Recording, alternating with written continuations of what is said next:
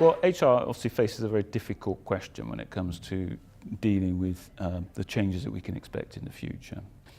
It needs to think about how that relationship will be different for different types of employees at different times in their lives, and it needs to think about opportunities it can have to allow people to retrain and reskill, all the while making sure that they're interacting with their future needs in terms of pensions and other savings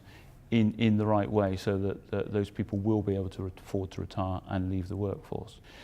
We can see that employees of perhaps over 50 will probably want to stop working that a treadmill of 40 hours a week and doing all that commuting that they do, and other patterns can be introduced to help them to cope with the rigours of life and make sure that the skills and expertise that they've acquired over their working lives can still be utilised by employers. It's a very off-putting thing for employees to still have to work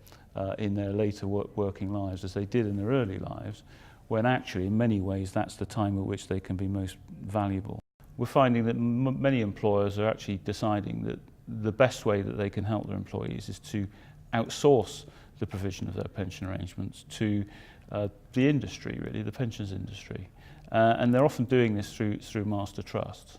And that enables those employers to spend more of their HR time on the things that matter to them and less on some of the things that they can perhaps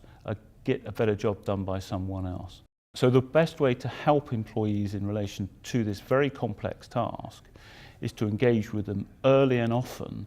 and in ways which they can actually understand. So that means, for example, helping employees to think about